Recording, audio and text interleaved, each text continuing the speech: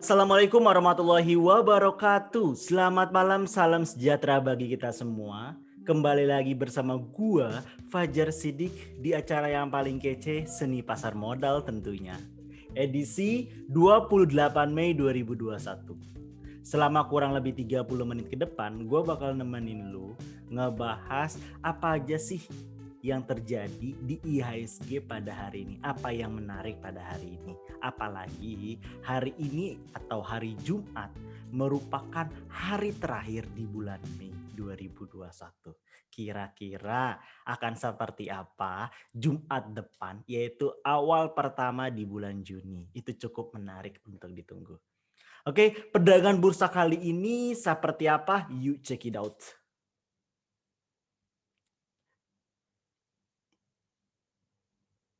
Oke, bursa hari ini dibuka dengan 0,116% ya, ditutup dengan 0,116%, yaitu dengan poin 5848,616. Artinya di sini adalah duduk manisnya dari IHSG, yaitu kemarin di 5.700. Bisa dilihat di sini awal pertama kali buka langsung melesat hingga 5891 menuju ke 5900. Namun secara perlahan turun lalu flat dan akhirnya ada negatif-negatif dikit ya akhirnya naik ke atas. Perdagangan hari ini cukup ramai di hari terakhir di bulan Mei yaitu sebanyak 12,917 T. Lumayan, it's good gitu. Dan juga yang menarik adalah ini. Lihat, regular market masuk di 343 miliar, sedangkan all market asing masuk sebanyak 1,3 triliun. Artinya rata-rata masuk di pasar nego. Dengan masuk di pasar nego, asing masuk di pasar nego, ini mengindikasikan bahwa IHSG akan sangat sulit lagi untuk turun dari 5.700. Jadi apakah ini adalah saatnya rebound? Dengan tanda-tanda yang diberikan maka jawabannya iya. Hal ini terlihat dari asing. Di sini menurut rekapan summary-nya itu hari ini masuk cukup besar sebesar 8 miliar ya. 8 miliar itu di barang basic chemical. 8T. Oke, 8 miliar itu masuk di basic chemical. Lalu selanjutnya ada di bank dan oil and gas. Ya, oil and gas.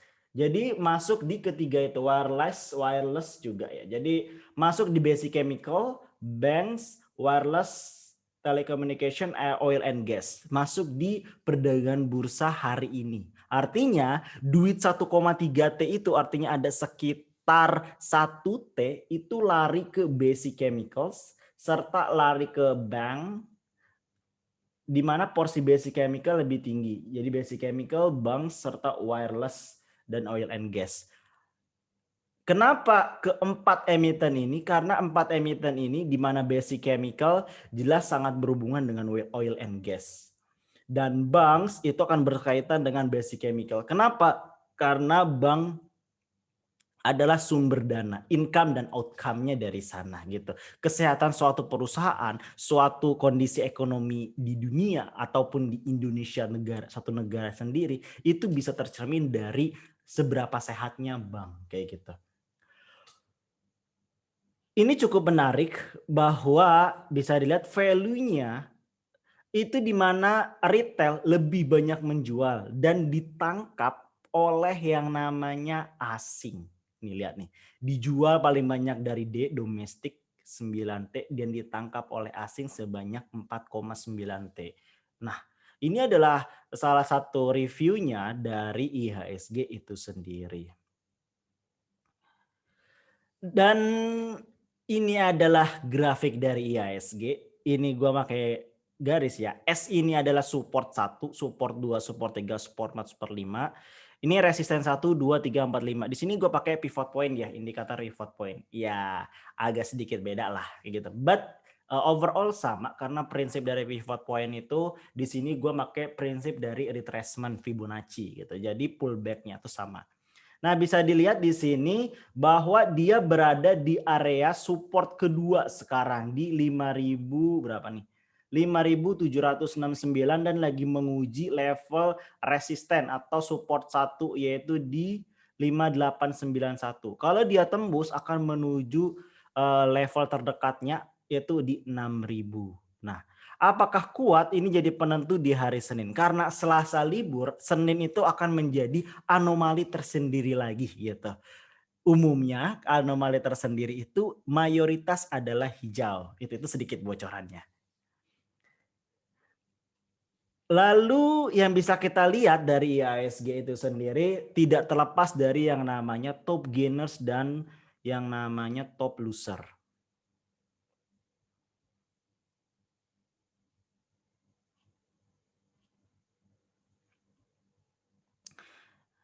Nah, untuk top gainers dipegang oleh Pola sebanyak 35% perubahan. Lalu ada BGTG, lalu ada Globe, ada Hero, Hadid, Babs, Alpine, sisanya adalah Waran gitu. Jadi ini adalah saham third liner bisa dibilang untuk yang mengalami gainers pada hari ini. Sedangkan loser pada hari ini dipegang oleh selain Waran, Ship. Dipegang oleh Ship, Kren, Tech, MLPL, Koni, Omre, Becap, Ari, LMSH, Gehon, Jawa, dan lain sebagainya. Ini adalah saham second liner dan third liner yang mengalami negatif, yang mengalami penurunan. Artinya di sini masih overall sama ya gitu, overall sama.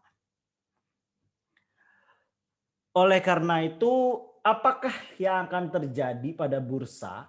Bursa hari ini itu mengalami kenaikan, ada berita bagus. Cuma cukup unik ya, yaitu mungkin gue bahas besok hari ya. Besok hari gue akan bahas mengenai keresahan gue, yaitu adalah kabar bahwa salah satu personil Slank itu menjadi salah satu direksi di Telkomsel. Gue cukup heran, why? Nanti gue akan lihat dari beberapa perspektif ya. Itu besok gue akan bahasnya. Tapi itu adalah salah satu berita yang cukup mencengangkan lah dan membingungkan bagi nalar gue sendiri gitu. Why-nya itu gak ketemu gitu.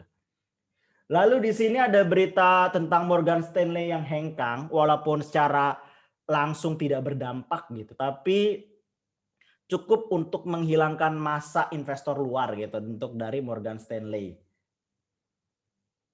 Lalu ada pengampunan pajak, tax amnesty 2, di mana di sini biar tujuannya sih mulia gitu, biar para apa ya, pencuri pajak lah, para pencuri pajak balik lagi ke Indonesia dengan cara menghapuskan atau memutihkan.